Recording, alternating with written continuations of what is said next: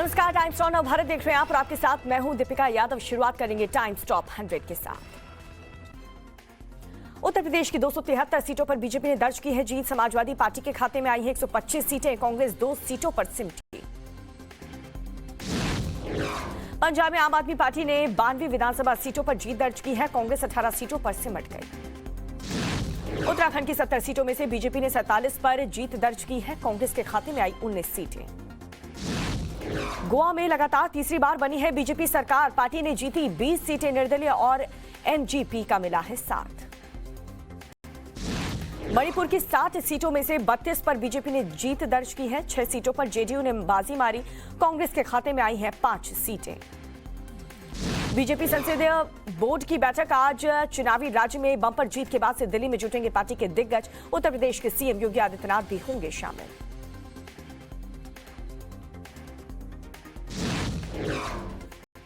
चार राज्य में बीजेपी की प्रचंड जीत के बाद दिल्ली मुख्यालय में भव्य जश्न मनाया गया है, कार्यकर्ताओं में भारी उत्साह। प्रधानमंत्री मोदी भी मुख्यालय में जश्न में शामिल हुए हैं, बीजेपी अध्यक्ष जेपी नड्डा ने स्वागत किया। बीजेपी के दिग्गज नेताओं ने प्रधानमंत्री मोदी को माला पहनाए, विधानसभा चुनाव में जीत के लिए सम्मानित किया। चार राज्यों में बीजेपी की बंपर जीत के लिए पीएम मोदी ने जनता का आभार जताया, कहा कि 2022 के नतीजों में 2024 के परिणाम तय हैं। उत्तर प्रदेश में ऐतिहासिक जीत पर पीएम मोदी ने कहा कि कार्यकर्ताओं ने वादा किया था होली 10 मार्च से होगी, पूरा भी किया। उत्तर प्रदेश के प्यार ने मुझे यूपी वाला बना दिया। पंजाब हार पर बोले पीएम मोदी, जान की बाजी लगाकर भी पंजाब को अलगाववादियों से बचाऊंगा मैं। प्रधानमंत्री ने कहा कि गरीबों को उनका पूरा हक मिलेगा, नियत साफ हो तो निर्णय आसान होता है। गृहमंत्री अमित शाह भी पार्टी मुख्यालय में जश्न में शामिल हुए। गृहमंत्री अमित शाह ने सीएम योगी आदित्यनाथ की तारीफ करते हुए बधाई दी, कहा कि जनता ने योगी के सुशासन पर मुहर लगाई है, जनता की अपेक्षाओं को पूरा करेंगे। रक्षा मंत्री राजनाथ सिंह पार्टी ऑफिस में मौजूद रहे, जीत के कार्यक्रम में शामिल हुए। नितिन गडकरी समेत और भी कई बड़े बीजेपी नेता मुख्यालय में खास कार्यक्रम में शामिल हुए। जेपी नड्डा ने कहा कि चार राज्य में जीत पीएम मोदी के प्रति लोगों का विश्वास है, जनता ने पीएम की नीतियों पर भरोसा किया। जेपी नड्डा ने अखिलेश यादव पर निशाना साधा, कहा कि अब परिवारवाद, जातिवाद, क्षेत्रवाद में राजनीति नहीं होगी, बल्कि रिपोर्ट कार्ड की राजनीति है। दिल्ली सिख गुरुद्वारा प्रबंध समिति का प्रतिनिधि मंडल भी बीजेपी ऑफिस में मौजूद रहा, पीएम मोदी का स्वागत किया। सीएम योगी आदित्यनाथ समेत कई वरिष्ठ नेताओं ने मंच पर होली खेली और मिठाई खाई, मंच के नीचे कार्यकर्ताओं ने भी जश्न मनाया। बीजेपी के गठबंधन साथी निषाद पार्टी के अध्यक्ष संजय निषाद भी सीएम योगी आदित्यनाथ के साथ मंच पर मौजूद रहे। सीएम योगी आदित्यनाथ ने कार्यकर्ताओं को संबोधित किया है, बोले कि सहयोगियों और पीएम के नेतृत्व में प्रचंड बहुमत चार राज्य में अपनी सरकार लाने में सफल रहे। उत्तर प्रदेश में ऐतिहासिक जीत के बाद बोले सीएम योगी आदित्यनाथ, राष्ट्रवाद और सुशासन को मिला जनता का आशीर्वाद, पीएम के नेतृत्व में यूपी विकास की नई ऊंचाई को छुएगा। सीएम योगी आदित्यनाथ ने आगे कहा कि पहली बार चुनाव शांतिपूर्ण हुआ है, मतगणना में जिसने भ्रम फैलाया वो झूठे साबित हुए हैं। सीएम योगी आदित्यनाथ ने पीएम मोदी के साथ पुरानी फोटो ट्वीट की, कहा कि ये प्रचंड बहुमत पीएम के कल्याणकारी नीतियों पर आमजन का अटूट विश्वास की मुहर है। अपर्णा यादव की बेटी ने योगी आदित्यनाथ के माथे पर राज तिलक किया, तिलक का वीडियो वायरल हो रहा है। केंद्रीय मंत्री ज्योतिरादित्य सिंधिया ने यूपी की जनता को धन्यवाद किया, कहा कि जनता का विश्वास और समर्पण ही महाविजय है। एआईएमआईएम चीफ असदुद्दीन ओवैसी ने चुनावी नतीजों पर कहा कि मैं जनता के फैसले का सम्मान करता हूं, हम फिर से कड़ी मेहनत करेंगे। ओवैसी ने कहा कि राजनीतिक दल नाकामी छुपाने के लिए ईवीएम की चीख पुकार कर रहे हैं, जबकि लोगों के दिमाग में चिप डाल दी गई है। रामपुर सदर सीट से आजम खान 50,000 से ज्यादा वोट से जीत गए। सिराथू सीट से डिप्टी सीएम कृष्ण प्रसाद मौर्य चुनाव हार गए हैं, एसपी की पल्लवी पटेल ने मात दी। उत्तर प्रदेश के देवरिया से बीजेपी के शलामणि त्रिपाठी और देवबंद से बीजेपी के ब्रजेश सिंह जीत चुके हैं। फाजिल नगर से स्वामी प्रसाद मौर्य चुनाव हार गए। लखीमपुर खीरी की सभी 8 सीटों पर बीजेपी जीत की ओर, केंद्रीय मंत्री के बेटे पर लगा था गंभीर आरोप। फिरोजाबाद में मतगणना के दौरान एसपी कार्यकर्ताओं ने हंगामा किया, गाड़ियों में की है तोड़फोड़। लखनऊ में सीएम योगी आदित्यनाथ के आवास के बाहर लोगों ने पटाखे जलाए, पार्टी के प्रदर्शन का जश्न भी मनाया। गोरखनाथ मंदिर में योगी समर्थकों ने जश्न मनाया, एक दूसरे को जीत की बधाई दी। वाराणसी में बीजेपी कार्यकर्ताओं ने जमकर जश्न मनाया, बीजेपी ऑफिस के बाहर बजाए ढोल नगाड़े। आम आदमी पार्टी के सीएम उम्मीदवार भगवंत मान आज दिल्ली का दौरा कर सकते हैं, सीएम केजरीवाल से करेंगे मुलाकात। चरणजीत सिंह चन्नी ने बुलाई है बैठक, तमाम मंत्रियों के साथ राज्यपाल को सौंप सकते हैं इस्तीफा। सांसद गौतम गंभीर ने आम आदमी पार्टी को बधाई देते हुए तंज कसा ट्वीट करके लिखा कि पंजाब भी बन सकता है कश्मीर। आपके सीएम उम्मीदवार भगवंत मान ने धुरी सीट से जीत हासिल की। मां के साथ समर्थकों में मिले भगवंत मान, मां हुई भावुक, बेटे को लगाया गले। शहीद भगवंत सिंह के गांव कटाकाला में होगा पंजाब के भावी सीएम भगवंत मान का शपथ ग्रहण समारोह। पंजाब में आम आदमी पार्टी की जीत से गदगद हुए केजरीवाल, बोले कि दिल्ली पंजाब के बाद पूरे देश में होगा इनकलाब। सीएम केजरीवाल ने पंजाब के लोगों को जीत की बधाई दी है, कहा कि इनकलाब के लिए पंजाब को लोगों को बहुत बहुत बधाई। डिप्टी सीएम मनीष सिसोदिया ने पंजाब और गोवा की जनता को धन्यवाद कहा कि आपने केजरीवाल मॉडल को राष्ट्र बना दिया है। पंजाब की जीत पर आम आदमी पार्टी नेता राघव चड्ढा ने पंजाब के लोगों का शुक्रिया अदा किया, कहा कि हमें पंजाब में एक नई व्यवस्था लागू करनी है। दिल्ली के पर्यावरण मंत्री गोपाल राय ने कहा कि पंजाब में काम की राजनीति की जीत हुई है, आम आदमी पार्टी सुनहरे पंजाब के लिए काम करेगी। कैप्टन अमरिंदर सिंह पटियाला से चुनाव हारे, कहा कि विनम्रता के साथ लोगों के जनादेश को स्वीकारता हूं। कैप्टन अमरिंदर सिंह ने भगवंत मान को बधाई देते हुए कहा कि जनता के फैसले को स्वीकार करता हूं, लोकतंत्र की जीत हुई। पंजाब के मुख्यमंत्री चरणजीत सिंह चन्नी दोनों सीटों से चुनाव हार गए। पंजाब के प्रदेश कांग्रेस के अध्यक्ष नवजोत सिंह सिद्धू अमृतसर ईस्ट से चुनाव हार गए हैं, कहा कि जनता की आवाज यानी कि रब की आवाज है। नवजोत सिंह सिद्धू ने पंजाब में आम आदमी पार्टी को बधाई दी, कहा कि पंजाब के लोगों के जनादेश को विनम्रता पूर्वक स्वीकार करता हूं। हरीश चौधरी ने कहा है कि जिम्मेदारी ली, कहा कि पंजाब की जनता के फैसले का सम्मान करता हूं। सीएम अरविंद केजरीवाल ने दिल्ली के हनुमान मंदिर में पूजा अर्चना की है, साथ में मनीष सिसोदिया और सत्येंद्र जैन भी मौजूद रहे। दिल्ली में आम आदमी पार्टी के कार्यालय के बाहर समर्थकों ने जश्न मनाया, जमकर किया डांस और ढोल भी बजाए। दिल्ली में आम आदमी पार्टी के कार्यकर्ताओं ने पटाखे जलाए, आतिशबाजी करते हुए जाहिर की जीत की खुशी। दिल्ली में आम आदमी पार्टी के दफ्तर के बाहर जश्न का माहौल, समर्थकों ने जमकर डांस किया।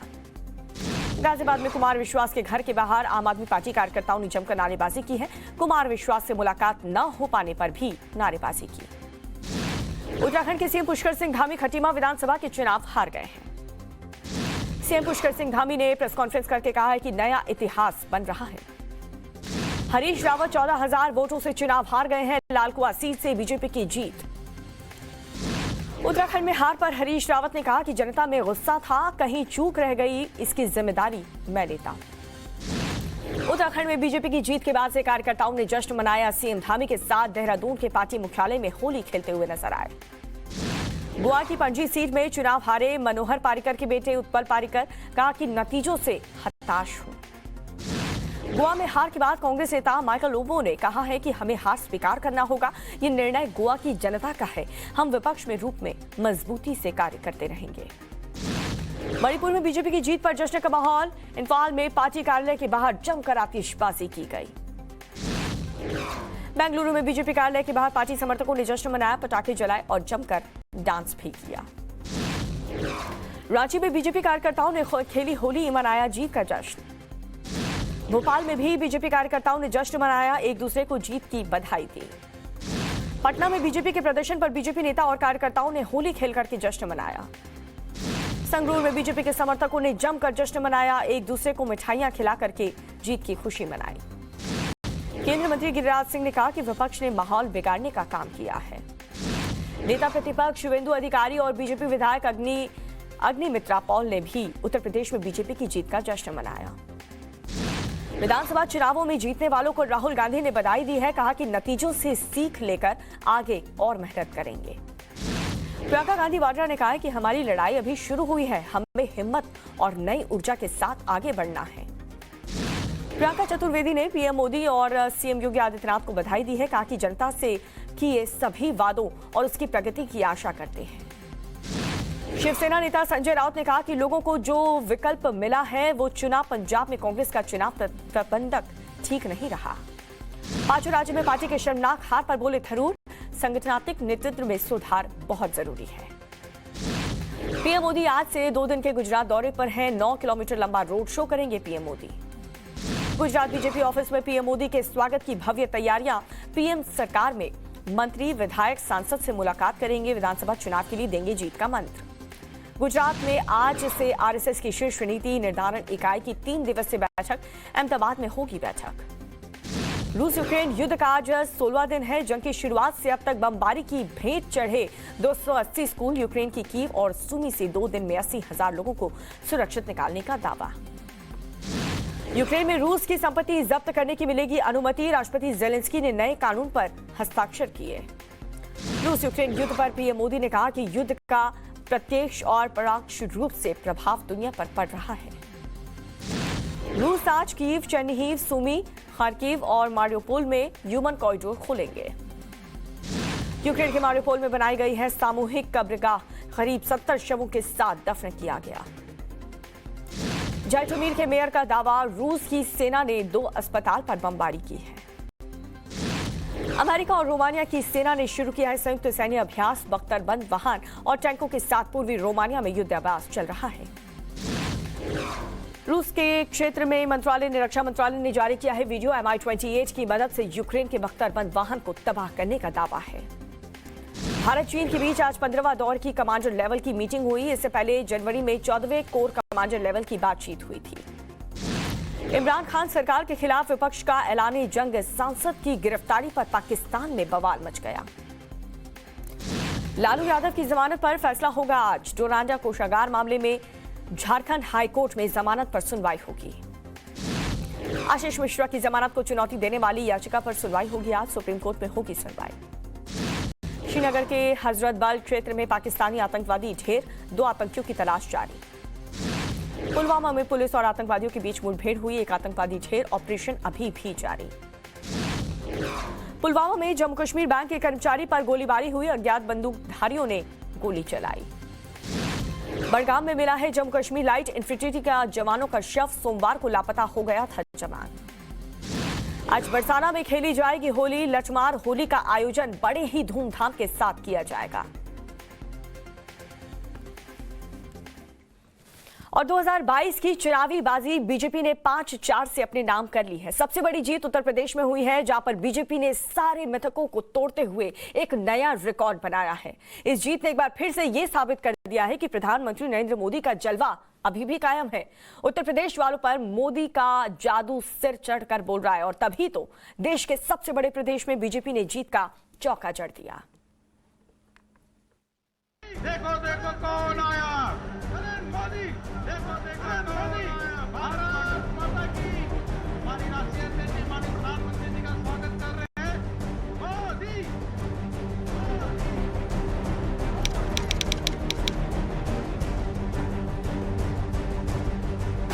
ये तारीख हिंदुस्तान के राजनीतिक इतिहास में पत्थर पर लिखी इबारत की तरह हमेशा हमेशा के लिए दर्ज हो गई। नव भारत की राजनीति के नए इतिहास में महानायक के तौर पर एक बार फिर जिस शख्सियत का नाम सुनहरे अक्षरों में अंकित हो गया, वो नाम है नरेंद्र दामोदर दास मोदी। नरेंद्र मोदी, नरेंद्र मोदी, नरेंद्र मोदी, मोदी, मोदी, मोदी, मोदी। मोदी के नाम, काम और नेतृत्व में बीजेपी ने कामयाबी का एक और नया कीर्तिमान गढ़ दिया। प्रधानमंत्री का ये भव्य स्वागत देश के सबसे बड़े सूबे उत्तर प्रदेश समेत 4 राज्यों में बीजेपी की दिव्य जीत पर हुआ, तो दुनिया की सबसे बड़ी सियासी पार्टी के कार्यकर्ताओं के जश्न और जयकारों से संपूर्ण भारत गूंज उठा। स्वागत है, स्वागत है, स्वागत है, स्वागत है। चारों दिशाओं में जीत का चौका लगा तो सफलता के इस सोपान को शब्दों के जादूगर मोदी ने कुछ यूं बयां किया। एनडीए के लिए जीत का चौका लगाया है। उत्तर प्रदेश ने देश को अनेक प्रधानमंत्री दिए, लेकिन 5 साल का कार्यकाल पूरा करने वाले किसी मुख्यमंत्री के दोबारा चुने जाने का ये पहला उदाहरण है। उत्तर प्रदेश में 37 साल बाद कोई सरकार लगातार दूसरी बार सत्ता में आई है। जातिवाद, परिवारवाद, भ्रष्टाचार पर कड़ी चोट की, विकासवाद, गरीब कल्याण और राष्ट्र निर्माण पर जोर दिया और विरोधियों को 2024 का चैलेंज भी दे दिया। यूपी ने मुलायम सिंह यादव के बाद समाजवादी पार्टी की कमान संभालने वाले अखिलेश यादव को एक बार फिर नकार दिया, तो कांग्रेस के प्रथम परिवार की प्रियंका गांधी वाड्रा को भी खारिज कर दिया। ऐसे में इस जनादेश को प्रधानमंत्री ने परिवारवादी पार्टियों के सूर्यास्त का संकेत करार दिया। भारत में परिवारवादी राजनीति का, ये मेरे शब्द लिख करके रखिए दोस्तों, एक न एक दिन ऐसा आएगा जब भारत में परिवारवादी राजनीति का सूर्यास्त ये देश के नागरिक करके रहेंगे। यूपी विजय के मौके पर मोदी ने अपने सियासी विरोधियों पर नॉन स्टॉप प्रहार किए। उन्होंने करप्शन के खिलाफ एक्शन को पॉलिटिकल चश्मे से देखने वालों को ऐसा करने से बाज आने की नसीहत दी, तो कोरोना की वैक्सीन पर तंज कसने वाले अखिलेश यादव को आईना दिखाया और यूक्रेन में फंसे भारतीयों की वतन वापसी के लिए ऑपरेशन गंगा पर सवाल उठाने वालों को भी आड़े हाथों लिया। यकीनन यूपी का जनादेश नकारात्मक राजनीति के खिलाफ सख्त संदेश है। ये 2022 का सबसे बड़ा जनादेश है और 2024 का बहुत बड़ा संकेत है। Bureau report, Times Now, Navbharat.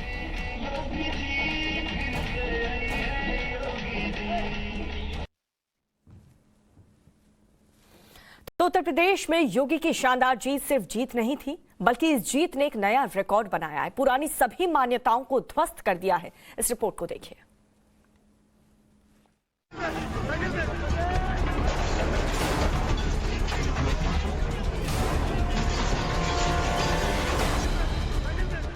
Scene फिल्मी है, लेकिन यूपी के नतीजों पर एकदम सटीक है।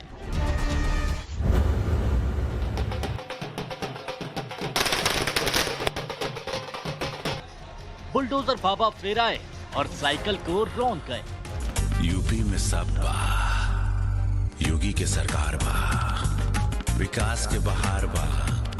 बाबा यानी योगी आदित्यनाथ, जिन्हें जनता का भरपूर आशीर्वाद मिला, और इस आशीर्वाद के बाद जब बहुमत प्रचंड मिला तो आलोचक तक कहने को मजबूर हो गए कि यूपी में योगी ही हैं उपयोगी। यानी योगी आदित्यनाथ के समर्थक ढोल नगाड़ों के साथ बुलडोजर लेकर निकले हुए हैं। ये विधानसभा के ठीक सामने और बीजेपी कार्यालय के ठीक सामने की तस्वीरें आप देख सकते हैं। यहाँ पर ढोल नगाड़ों के दोनों के बीच में तमाम जो कार्यकर्ता हैं। उत्तर प्रदेश में नतीजों से बबुआ हताश हैं और योगी को लेकर जनता बम बम कर रही है। यूपी में योगी की लैंडस्लाइड विक्ट्री का डंका पूरे देश में बज रहा है। प्रधानमंत्री मोदी जी के यशस्वी नेतृत्व में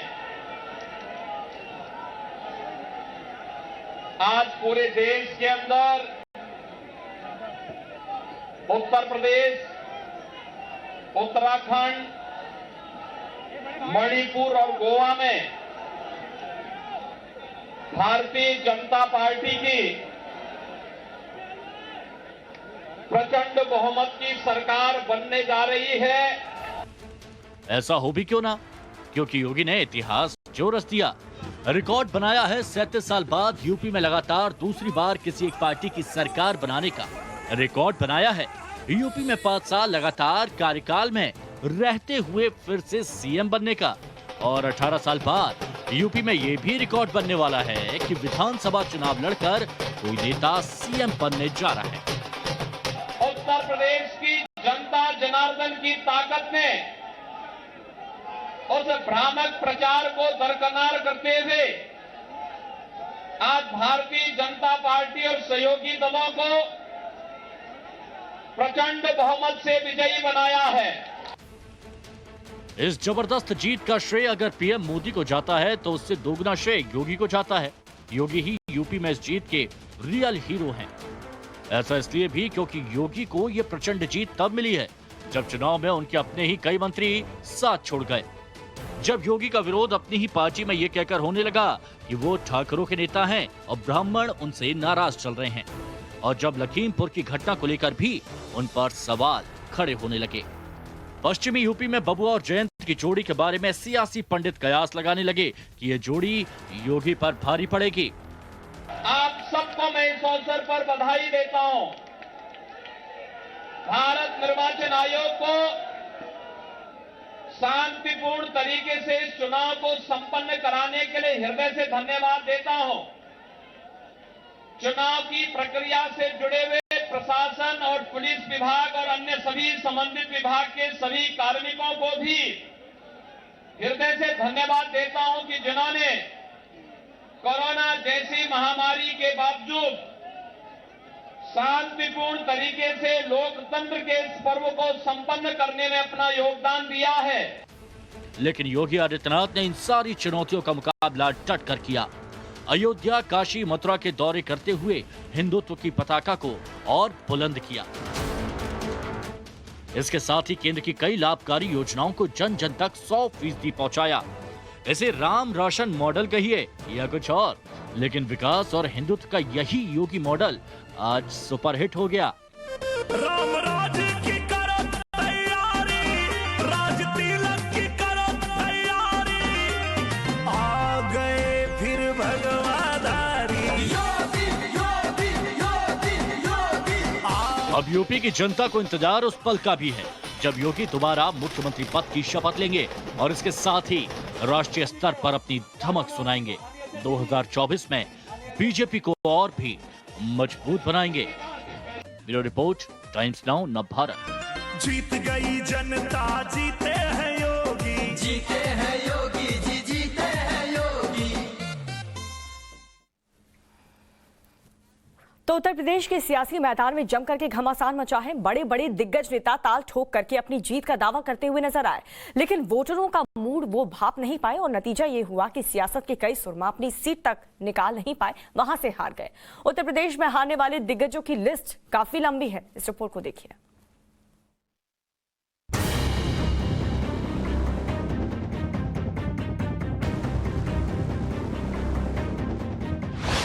उत्तर प्रदेश का सियासी मैदान सुरमाओं ने हारा बड़ा घमासान। पंजाब की तरह उत्तर प्रदेश का सियासी मैदान भी ऐसे दिग्गजों से भरा पड़ा है जो चुनावी समर में उतरे तो थे ताल ठोक कर, लेकिन जब रिजल्ट आया तो उनकी सियासी धार कुंद हो चुकी थी। वोटरों ने उन्हें बुरी तरह से नाकार दिया और उनके प्रतिद्वंदियों को जीत का स्वाद चखा दिया।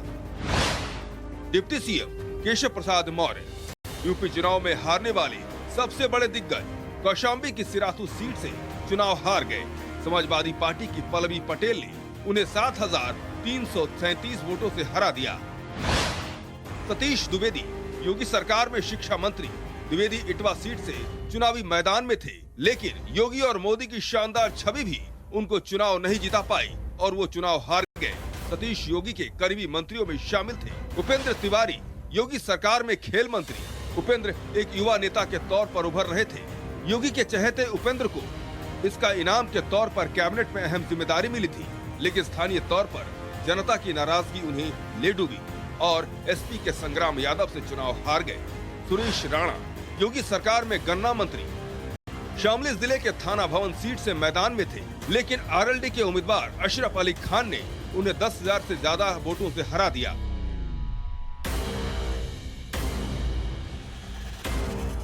उत्तर प्रदेश के चुनावी संग्राम में योगी के कई मंत्रियों को इस बार हार का मुंह देखना पड़ा, तो सियासी हवा का रुख देखकर पार्टी बदलने वाले कई दिग्गजों को भी सूबे की जनता ने उनकी औकात बता दी और ये एहसास करा दिया कि चेहरे से बड़ी पार्टी होती है। स्वामी प्रसाद मौर्य योगी सरकार में मंत्री थे, लेकिन सियासी हवा का रुख देखकर अखिलेश का दामन थामा। लेकिन खुदा मिला न बिला से सनम, साइकिल से ऐसे औंधे मुंह गिरे कि कहीं के नहीं रहे। फाजिल नगर सीट से बीजेपी के उम्मीदवार सुरेंद्र कुशवाहा ने उन्हें बड़े अंतर से हरा दिया। धर्म सिंह सैनी ये भी योगी सरकार में मंत्री थे, लेकिन स्वामी प्रसाद मौर्य को गुरु मानने वाले धर्म सिंह ने भी चुनाव से ऐन पहले अखिलेश यादव का दामन थाम लिया था और साइकिल की सवारी ठीक से नहीं कर पाए और हादसा ऐसा हुआ कि बीजेपी के मुकेश चौधरी ने नकुड़ विधानसभा से उनका पत्ता साफ कर दिया। उत्तर प्रदेश चुनाव में उतरे ये वो सूरमा थे जो सियासी हवा का रुख देखकर पार्टी बदलते हैं, लेकिन इस बार वो कामयाब नहीं हो पाए। लेकिन और भी कई सूरमा हैं जो बातें तो बड़ी बड़ी करते रहे, लेकिन वोटरों ने उन्हें हार का स्वाद चखा दिया। अरविंद राजभर, सुबह सपा प्रमुख ओम प्रकाश राजभर अपनी सीट भले ही बचा ले गए हों, लेकिन बेटे अरविंद राजभर की सीट नहीं बचा पाए और वो वाराणसी के शिवपुर सीट से कैबिनेट मंत्री अनिल राजभर ने कड़ी टक्कर देते हुए मात दे दी। धनंजय सिंह, यूपी का दिग्गज चेहरा, जेडीयू के टिकट पर जौनपुर के मल्हनी सीट से मैदान में थे, लेकिन समाजवादी पार्टी के आगे उनकी एक न चली। लकी यादव ने कड़ी शिकस्त देते हुए हरा दिया। चुनावी समर में कूदे ये वो बड़े चेहरे हैं जिनकी हार उनके लिए एक सबक है और गहरे मंथन की जरूरत है कि आखिर जनता के सामने किसी की एक नहीं चलती, क्योंकि ये जनता है, सब जानती है। Bureau report, Times Now, Navbharat.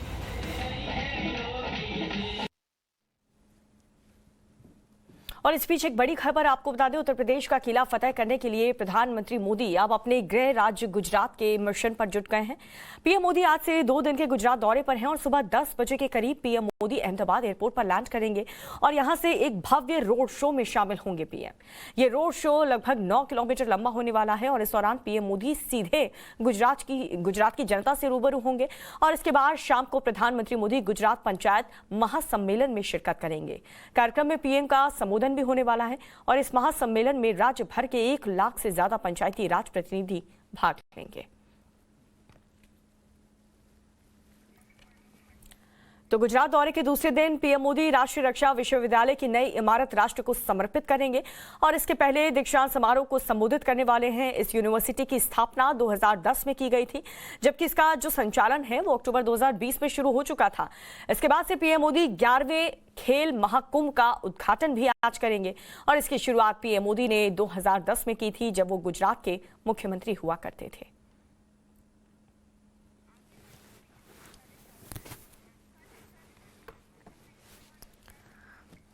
कुछ बड़ी खबरें। 5 राज्यों के चुनाव नतीजे सामने आ गए हैं। देश के सबसे बड़े राज्य उत्तर प्रदेश में बीजेपी ने प्रचंड बहुमत के साथ जीत दर्ज की है। यूपी के चुनाव नतीजों की बात करें तो बीजेपी और उसकी सहयोगी पार्टियों ने 273 सीटों पर जीत दर्ज की है। वहीं समाजवादी पार्टी और उसकी सहयोगी पार्टियों ने 125 सीट, जबकि बहुजन समाजवादी पार्टी 1, कांग्रेस 2 और अन्य ने 2 सीटें दर्ज की है। यूपी में 37 साल बाद इतिहास दोहराया गया है, जब यूपी में कोई पार्टी दोबारा सत्ता में लौटी है।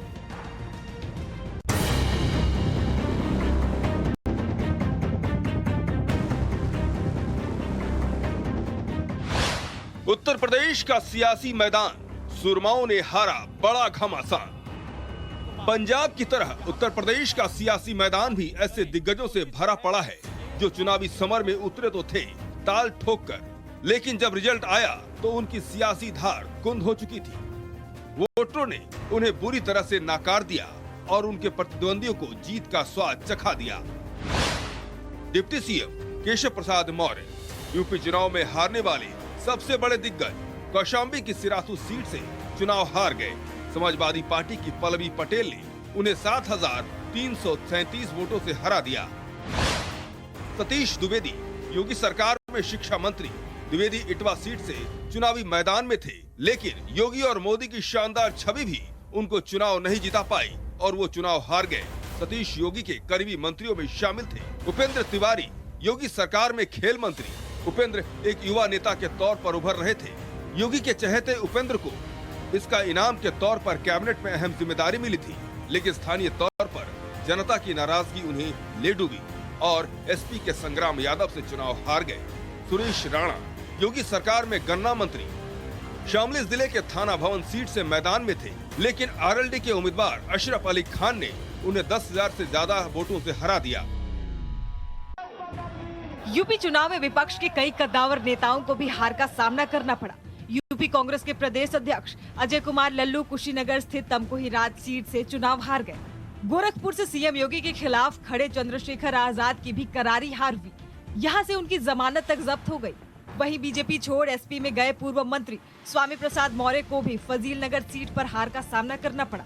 इसके अलावा बाहुबली धनंजय सिंह भी अपने गढ़ जौनपुर की मलहनी सीट से चुनाव हार गए।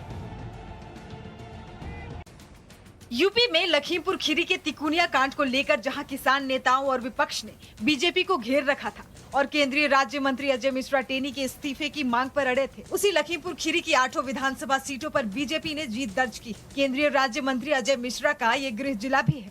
किसानों पर गाड़ी चढ़ाने के आरोप में उनके बेटे को कई महीने जेल में भी रहना पड़ा था, लेकिन विपरीत माहौल में भी बीजेपी ने यहाँ की 8 सीटों पर जीत दर्ज की है।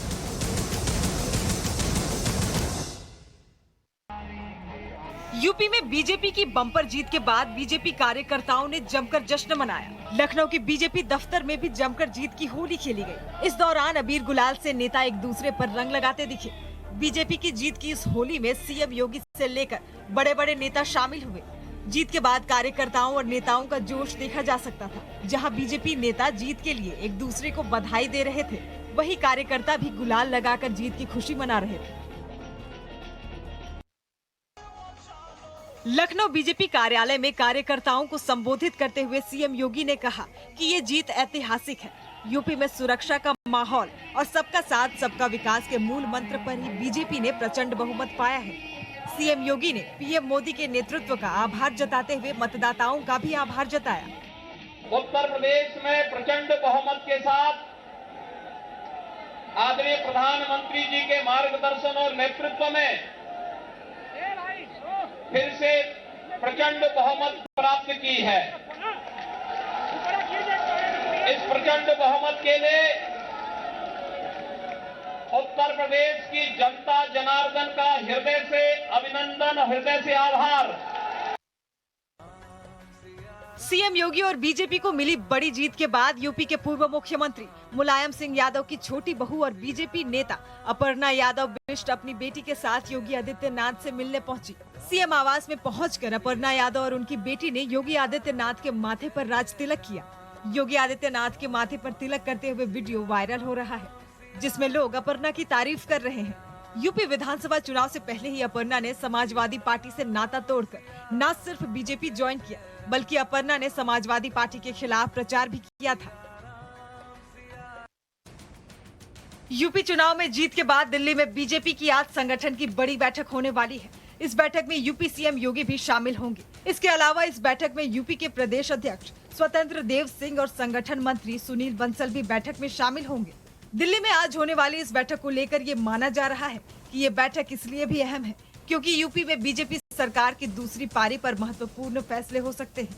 इसके साथ ही शपथ समारोह की तारीख को लेकर भी इस बैठक में चर्चा हो सकती है।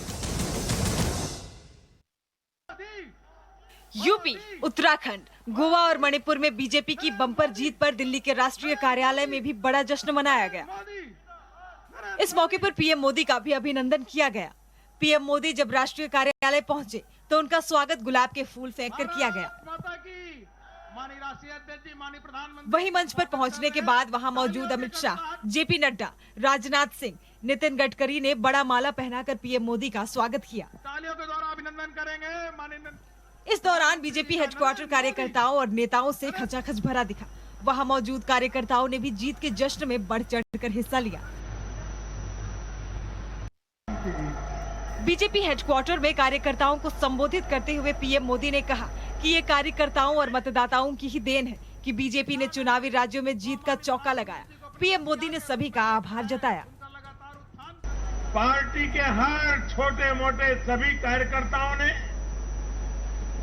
उनके अथक परिश्रम से आज एनडीए के लिए जीत का चौका लगाया है। 4 राज्यों में जीत पर पीएम मोदी ने कहा कि चुनाव में जो जीत मिली है वो बीजेपी की सही नीति और सही फैसलों की वजह से मिली है। और मतदाताओं ने अपने वोट का फैसला देकर बीजेपी की नीति पर अपनी पक्की मुहर लगाई है। साथियों, ये चुनाव नतीजे भाजपा की pro poor, pro active governance पर एक प्रकार से बड़ी मजबूत मोहर लगाते हैं। पंजाब के चुनाव नतीजे बेहद चौंकाने वाले सामने आए हैं। पंजाब में आम आदमी पार्टी को प्रचंड बहुमत मिला है। आम आदमी पार्टी यहां पहली बार सरकार बनाएगी। चुनाव नतीजों के मुताबिक पंजाब की 117 सीटों में 92 सीटों पर आम आदमी पार्टी ने जीत दर्ज की है। वहीं वहां सत्ता में रही कांग्रेस 18 सीटों पर ही सिमट गई। इसके अलावा अकाली दल 4, बीजेपी 2 और अन्य को 1 सीट मिली है। आपकी जीत के बाद पंजाब के नए सीएम भगवंत मान होंगे। वहीं जीत को लेकर आप में जश्न का माहौल है। पंजाब चुनाव में आप पार्टी की आंधी में पंजाब के बड़े बड़े दिग्गज जुड़ गए। सीएम चन्नी अपनी दोनों सीट हार गए। यहाँ उन्हें आप उम्मीदवार ने मात दी। अमृतसर ईस्ट से खड़े नवजोत सिंह सिद्धू को भी आप उम्मीदवार जीवन ज्योत ने हराया। कैप्टन अमरिंदर सिंह को भी आप प्रत्याशी अजीत पाल सिंह ने हराया। इसके अलावा लंबी से लड़ रहे प्रकाश सिंह बादल को आप उम्मीदवार गुरमीत सिंह खुदिया और सुखबीर सिंह बादल को आप कैंडिडेट जगदीप कंबोज ने शिकस्त दी। पंजाब के बड़े बड़े दिग्गज अपनी सीट बचाने में कामयाब नहीं हो पाए। पंजाब में चुनाव हारने के बाद सीएम चरणजीत सिंह चन्नी ने आज पंजाब मंत्रिमंडल की बैठक बुलाई है। ये बैठक सुबह 11 बजे होगी। बैठक में जहां हार पर चर्चा और समीक्षा होगी, वहीं उसके बाद सीएम चरणजीत सिंह चन्नी अपने मंत्रियों के साथ राजभवन कूच करेंगे और राज्यपाल को सभी मंत्रियों के साथ अपना इस्तीफा सौंपेंगे। पंजाब चुनाव नतीजे के बाद चन्नी ने ट्वीट कर आम आदमी पार्टी को जीत की बधाई दी। साथ ही पंजाब के नए सीएम के तौर पर भगवंत मान को भी बधाई दी है। चन्नी ने ट्वीट में ये भी लिखा है कि उन्हें भरोसा है कि नई सरकार जनता की अपेक्षाओं पर खरी उतरेगी। पंजाब में बम्पर जीत पर दिल्ली में सीएम केजरीवाल ने कार्यकर्ताओं को संबोधित किया। केजरीवाल ने कहा, पंजाब में जिन पार्टियों के दिग्गजों की हार हुई है, उन्हें किसी शख्सियत ने नहीं बल्कि आम आदमी ने हराया है और आम आदमी इनकलाब का नाम है। तो दोस्तों, आम आदमी बहुत बड़ी ताकत है। मैं बार बार कहता हूँ, इस आम आदमी को चुनौती मत दो। ये जिस दिन खड़ा हो गया, बड़े बड़े इनकलाब आ जाएंगे, बड़ी बड़ी कुर्सियां हिल जाएंगे। तो आज मैं सब लोगों को, देश के लोगों को आह्वान करता हूं, अपनी ताकत को पहचानो, खड़े हो जाओ। अब इनकलाब लाना है देश के अंदर।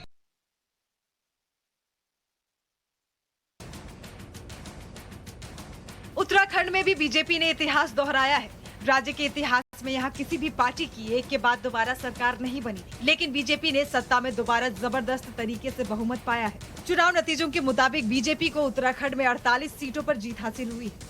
वहीं कांग्रेस 18 सीटों पर जीत दर्ज की। इसके अलावा अन्य के खाते में 4 सीटें गई हैं। बीजेपी की इस जबरदस्त वापसी के बाद उत्तराखंड के कार्यकर्ताओं में भी जोश का माहौल है।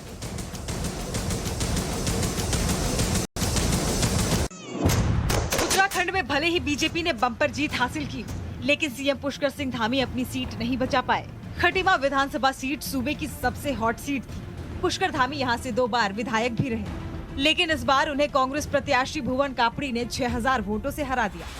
वहीं चुनाव में कांग्रेस के सीएम फेस हरीश रावत भी लाल कुआं सीट से चुनाव हार गए हैं। उन्हें बीजेपी के मोहन सिंह बिष्ट ने हराया।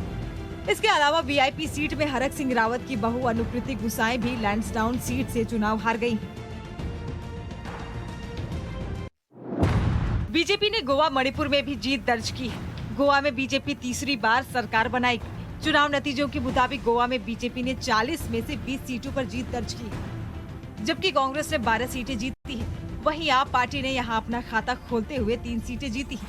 अन्य के खाते में 4 सीटें गई हैं। मणिपुर की बात करें तो 60 में से 32 सीटें बीजेपी ने यहां जीती हैं। कांग्रेस ने 5, एनपीपी ने 7, एनपीएफ माइनस और अन्य ने 11 सीटें जीती हैं। गोवा और मणिपुर में भी बीजेपी की सरकार बन रही है।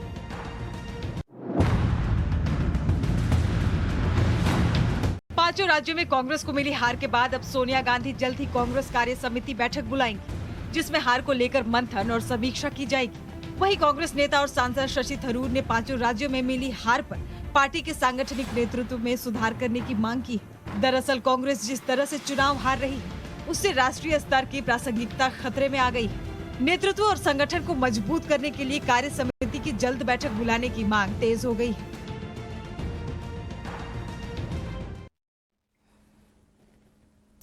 सुपर 30 में अब देखिए देश से जुड़ी कुछ अहम खबरें। प्रधानमंत्री आज से 2 दिनों के गुजरात दौरे पर रहेंगे।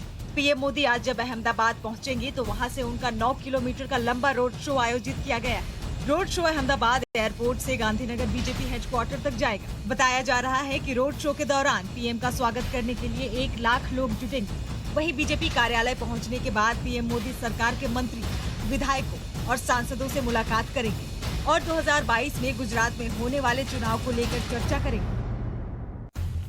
बिहार के पूर्व मुख्यमंत्री लालू यादव की होली जेल में मनेगी या बाहर, इसका फैसला आज होगा। डोरंडा घोटाले के मामले में सजा पाए लालू यादव की जमानत याचिका पर रांची में झारखंड हाईकोर्ट में आज सुनवाई होगी, जिस पर झारखंड हाईकोर्ट उन्हें जमानत देने या नहीं देने पर अपना फैसला सुनाएगी। डोरंडा केस में लालू को 5 साल की सजा सुनाई गई है। फिलहाल बीमारी के चलते लालू यादव को अभी रिम्स के पेइंग वार्ड में रखा गया। आज आने वाले फैसले से ये तय होगा कि लालू जेल में अपनी होली मनाएंगे या बाहर। सीमा विवाद को लेकर भारत चीन के बीच आज 15वें दौर की कमांडर लेवल की बातचीत होगी। आज होने वाली कमांडर लेवल की बैठक सीमा विवाद पर और तनाव कम करने को लेकर वार्ता होगी। 15वें दौर की ये वार्ता चुशूल के मोल्डो मीटिंग पॉइंट पर होगी। 2 महीने पहले दोनों देशों के बीच 14वीं कोर कमांडर लेवल की बातचीत हुई। करीब 12.5 घंटे तक चली इस मीटिंग में यह कोशिश की गई थी कि पूर्वी लद्दाख में करीब 22 महीने से जारी गतिरोध को कम किया जा सके। सुपर 30 में देखिए यूक्रेन रूस से छिड़ी जंग से जुड़ी कुछ अहम खबरें। रूस यूक्रेन के बीच जंग का आज 16वां दिन है। हर दिन ये जंग और भी तेज होती जा रही है। यूक्रेन के राष्ट्रपति जेलेंस्की ने रूस के खिलाफ एक नए कानून पर दस्तखत किए।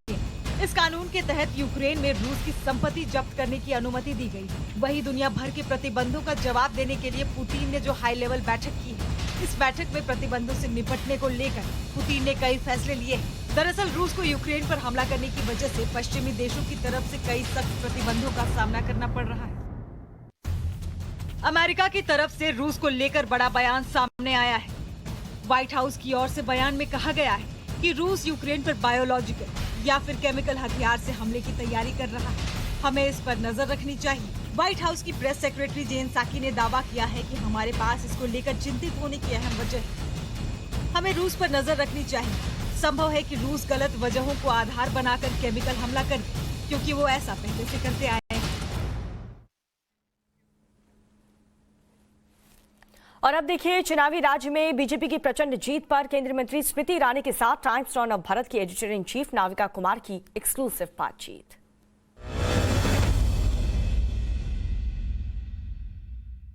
और अब हमारे साथ जुड़ रही हैं स्मृति ईरानी जी, यूनियन मिनिस्टर भी हैं और उत्तर प्रदेश में खासा प्रभाव है इनका और बहुत इन्होंने कैंपेन में हिस्सा भी लिया है। सबसे पहला सवाल मेरे ख्याल से आप एक्सपेक्ट ही कर रही होंगी स्मृति जी, सबसे पहला सवाल ये है, आपने ही मुझे 4 दिन पहले जो इंटरव्यू दिया था काशी विश्वनाथ कॉरिडोर में, उसमें आपने कहा था कि प्रियंका गांधी ने एक्सेप्ट कर लिया है कि लड़का है लड़ नहीं सकता, इसीलिए लड़की हूँ लड़ सकती हूँ। ये आपकी स्टेटमेंट थी, आज आप क्या कहेंगे? मैं इतना ही कहूंगी कि लोगों ने कहा था कि वो पार्टी में प्राण फूकेंगे, लेकिन पार्टी फूक कर जा रही हैं। और जो मैंने आपसे काशी के कॉरिडोर में कहा था वो सत्य साबित हुआ। आज भाजपा की पुनः सरकार उत्तर प्रदेश में बन रही है। तब आपको मेरी कथन पर थोड़ी बहुत समस्या आ रही थी कि आप किस प्रकार से मेरे शब्दों को स्वीकार करें। आज मैं अभिलाषी हूं कि आप सार्वजनिक तौर पर राष्ट्रीय मंच पर स्वीकार तो करें कि स्मृति ने जो कहा था बाबा विश्वनाथ के चरणों में वो सत्य साबित हुआ। भाजपा पुनः जीत रही है, भारतीय जनता पार्टी की पुनः प्रदेश में सरकार बन रही है। लेकिन मैं पूछना चाहती हूँ स्मृति जी आपसे कि ईवीएम का घोटाला, ये लाइन बहुत चल रही है। अखिलेश जी ने ये 2 दिन से लाइन चलाई हुई है, दूरबीन लेकर लोग बैठे हुए थे, स्ट्रांग रूम्स गार्ड कर रहे थे। अभी भी उनके कई नेता कह रहे हैं कि बाजी पलट सकती है। स्ट्रांग रूम का वीडियो लिंक जी अभी भी आप अगर इलेक्शन कमीशन के वक्तव्यों को अपने चैनल पर चलाएं तो उन्होंने स्पष्ट किया है किस प्रकार से पूरा का पूरा स्ट्रांग रूम समाजवादी पार्टी के जो निरीक्षक हैं या उनके जो प्रतिनिधि हैं उनके संरक्षण में भी सील किया जाता है, किस प्रकार से सभी हमारे कैंडिडेट्स के पास, न सिर्फ एक पक्ष के बल्कि हर राजनीतिक दल के कैंडिडेट के पास वहाँ का वीडियो का लिंक दिया गया था इलेक्शन कमीशन के माध्यम से, ताकि वो सतत निगरानी में इस पूरी व्यवस्था को अपनी रख सके और संतोष पा सके। जहाँ तक की बात अखिलेश जी की है, कहीं ना कहीं उनको आभास हो गया था कि उनकी हार सुनिश्चित हो चुकी है, इसलिए जिस ईवीएम का रोना वो रो रहे थे, आज उसी ईवीएम के संदर्भ में कहना चाहूंगी that every vote went for Modi, so yes the EVM worked in Uttar Pradesh. मैं एक और बड़ा संदेश जो है इस चुनाव का वो आपसे पूछना चाहती हूँ। बुलडोजर ने साइकिल को उठा लिया या साइकिल बुलडोजर के ऊपर आया? मुझे नहीं लगता नाविका जी आप किसी भी सूरत में इस बात को स्वीकार करेंगे कि साइकिल हावी हुआ बुलडोजर पर, वरना भारतीय जनता पार्टी की ऐसी ऐतिहासिक जीत के आंकड़े अभी आपके टेलीविजन स्क्रीन पर नहीं होते। जहाँ तक कि आप बुलडोजर की बात करती हैं तो वो एक प्रतीक है अपराधियों की नसेल कसने का, प्रतीक है आपराधिक तत्वों को उत्तर प्रदेश से बाहर का रास्ता दिखाने का, प्रतीक है कि लॉ एंड ऑर्डर की वस्तुस्थिति को और पूरी की पूरी प्रशासनिक ढांचे को इस प्रकार से सुदृढ़ करने का कि कोई भी महिला अपने आप को असहाय ना पाए। कोई भी महिला इस दरकार को अगर कहीं ना कहीं फील करती है कि उसे संरक्षण की ज़रूरत है तो वो संरक्षण प्रशासन और सरकार के माध्यम से पाए। कोविड की विषम परिस्थिति में हमारी सरकार ने हर गरीब के घर तक राशन सतत 19 महीने पहुंचाया, हर नागरिक को कोविड का मुफ्त का वैक्सीन लगवाया। अखिलेश जी तो बार बार कहते रहे कि वैक्सीन ना लगवाए कोई, क्योंकि ये मोदी की वैक्सीन है, भाजपा की वैक्सीन है, लेकिन स्वयं सपा के कार्यकर्ताओं ने भी इस वैक्सीन को लगाकर ये संकेत दे दिया कि जब विकास की बात मोदी करते हैं तो उसको सपाई भी स्वीकार करते हैं। स्मृति जी, मैं आपसे सवाल ये भी पूछना चाहती हूँ कि आपका वोट प्रतिशत बढ़ा है उत्तर प्रदेश में 5 साल के कार्यकाल के बाद। वोट प्रतिशत बढ़ना ना सिर्फ उत्तर प्रदेश में लेकिन उत्तराखंड में भी और मणिपुर में भी ये बढ़ा है, और जो गोवा के वोट शेयर हैं वो भी आसपास हैं अपनी पहले की जो उनकी वोट शेयर थी।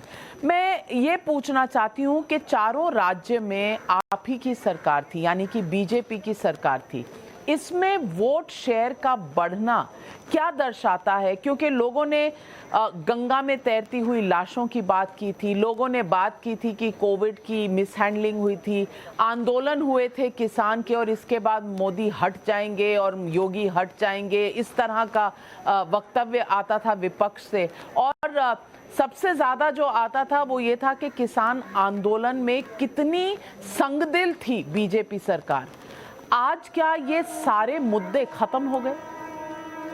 मुझे लगता है नाविका जी, आज उत्तर प्रदेश में 15 करोड़ नागरिकों का अनाज पाना सतत सबसे बड़ा एमएसपी का ऑपरेशन देश में, अनाज के प्रोक्योरमेंट का भारतीय जनता पार्टी की सरकार के संरक्षण में होना, हर गरीब घर में टॉयलेट बनना, 2 करोड़ से ज़्यादा देश में आवासों का बनना, महिलाओं के 22 करोड़ खातों में 500 रुपये करके इंस्टॉलमेंट्स में हर माह पैसा जाना, 30,000 करोड़ से ज़्यादा की राशि का इन महिलाओं के बैंक खाते में ट्रांसफ़र करना भारत सरकार द्वारा, ये सारे विषय फलीभूत हुए कि जनता को इस बात का एहसास हुआ कि अगर वो चाहते हैं कि सतत विकास हो हमारे देश में, समाज का उत्थान हो, महिला का संरक्षण हो, तो भारतीय जनता पार्टी की सरकार बनाना जनता की ज़रूरत बन गई थी।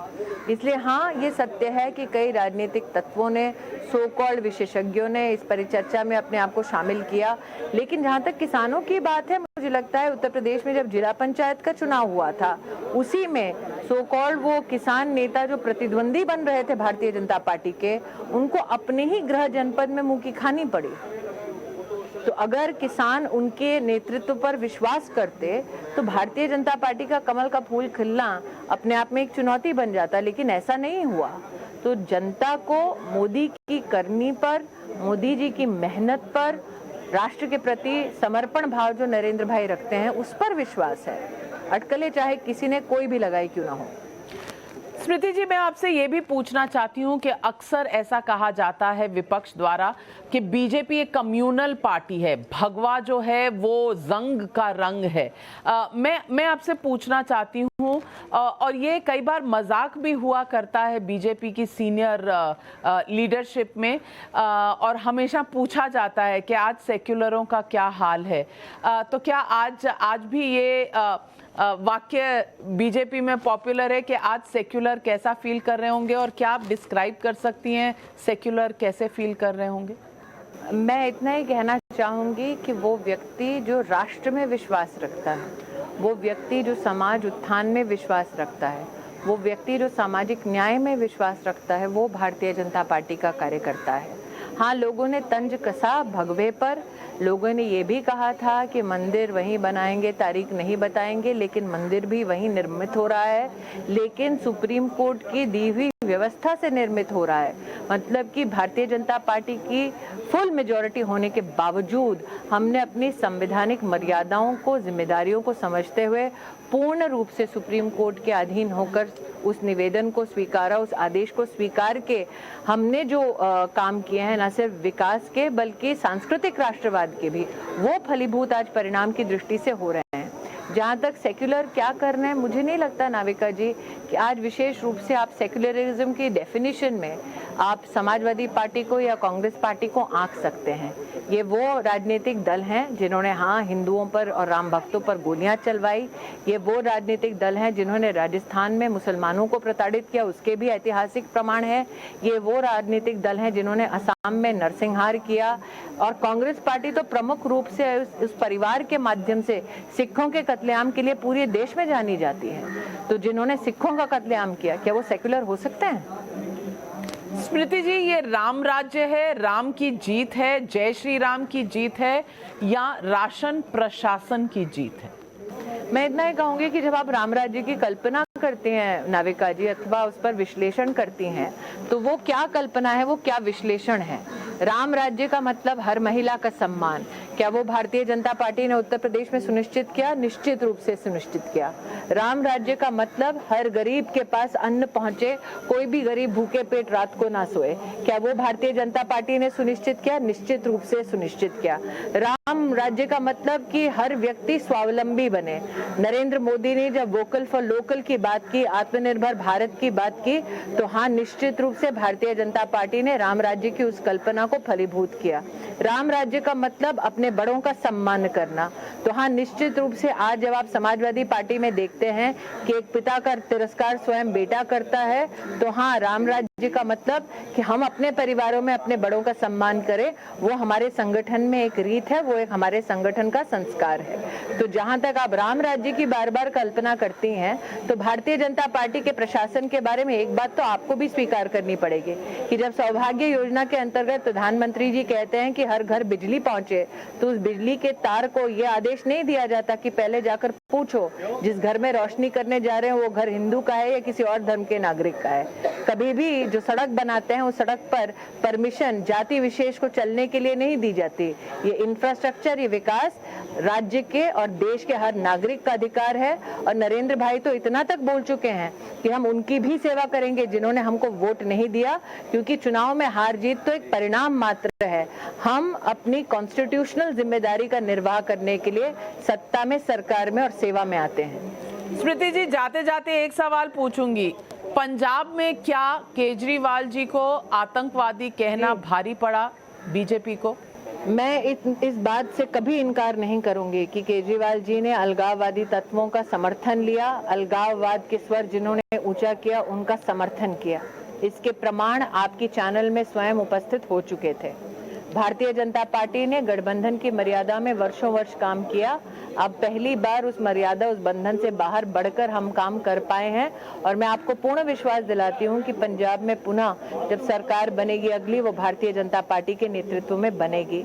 आप इस बात से इनकार नहीं कर सकते कि आम आदमी पार्टी के नेताओं ने दिल्ली में दंगों में अपनी कहीं ना कहीं भागीदारी दिखाई। उसके प्रमाण आज कोर्ट में भी है, पब्लिक डोमेन में भी है। आप इस बात से कभी इनकार नहीं कर सकते कि केजरीवाल जी के स्वयं टीम के मेंबर्स ने इस बात का आपके चैनल पर प्रमाण दिया है कि वो कैसे अलगाववादी तत्वों का सहारा सिर्फ सत्ता में आने के लिए लेते हैं। आप मुझसे अपेक्षा ना करें कि मैं सत्य से अपना मुंह फेर लूंगी। लेकिन लोगों का कहना है, और जिस तरह से वोट पड़े हैं, जिस तरह से स्वीप किया है पंजाब को, लोगों ने आपकी दलीलों को नकार दिया है और आप कहते हैं कि जनता का जो कोर्ट होता है। मैं नहीं कहूंगी कि भारतीय, मैं दोबारा कहती हूँ नाविका जी, जनता ने तो गांधी खानदान को भी अपनाया था एक वक्त, नकारा ना। और अमेठी में जहाँ वर्षों वर्ष उनकी सत्ता रही, वहां पर तो कांग्रेस एक भी सीट पर नहीं जीती। बहुत से लोग, संगठन के माध्यम से हमारा दायित्व है कि हम जनता के मध्य में विकास के कार्यक्रमों को लेकर जाएं, और वो हम पुनः लेकर जाएंगे। जी, बहुत से लोग ये कहते थे कि बीजेपी का अहंकार बढ़ता जा रहा है और 7.5-8 साल हो गए हैं मोदी सरकार को सेंटर में, अब की बार जब हार जाएंगे तो थोड़ी सी अहंकार कम होगा, डिक्टेटरशिप कम होगी। आज आप उनको कुछ कहना चाहेंगी जो ये समझते थे? आप नरेंद्र मोदी को सरेआम गाली देते हैं, आप उनको सरेआम नरेंद्र मोदी को गाली देते हैं, और नरेंद्र मोदी डिक्टेटर हैं। आप हर चुनाव में अपनी सारी मर्यादाएं भूलकर हमारी रीढ़ की हड्डी को तोड़ने का प्रयास करते हैं, और हम डिक्टेटर हैं। आप सरेआम बंगाल में हमारे कार्यकर्ताओं को मौत के घाट उतारकर उनके शव को लटकाकर वो फोटोग्राफ वायरल करते हैं, और हम डिक्टेटर हैं। आप हमारी महिला कार्यकर्ताओं को बूथ से उठाकर बंगाल में रेप करवाते हैं, और हम डिक्टेटर हैं। आप केरल में हमारे कार्यकर्ताओं के हाथ काट देते हैं, गला रेत देते हैं, और हम डिक्टेटर हैं नाविका जी। मुझे लगता है विपक्ष उत्तर प्रदेश में सपा का एक उम्मीदवार प्रत्याशी डंके की चोट पर कहता है कि जनता को घर से बाहर नहीं निकलने देगा, और हम डिक्टेटर हैं। अखिलेश यादव सरेआम आह्वान करते हैं कि आओ एक एक बूथ पर व्यवस्थाओं को सुदृढ़ ना होने दो, शंका उत्पन्न करो इलेक्शन कमीशन के खिलाफ, और हम डिक्टेटर हैं। आप हर शाम को किसी ना किसी न्यूज के चैनल पर और पैनल पर या ट्विटर पर मोदी को गाली बकते हैं, और हम डिक्टेटर हैं। शायद आज चुनाव के नतीजों ने और आपके वक्तव्य ने सबके सवालों का जवाब दे दिया। स्मृति जी, हमारे साथ जुड़ने के लिए टाइम्स नाउ पर और टाइम्स नाउ नव भारत पर आपका बहुत बहुत धन्यवाद और बहुत बधाई आपको और आपकी पूरी पार्टी को, जो भव्य जीत आई है 4 राज्यों में भारी जीत के लिए। आप सबको बहुत बधाई।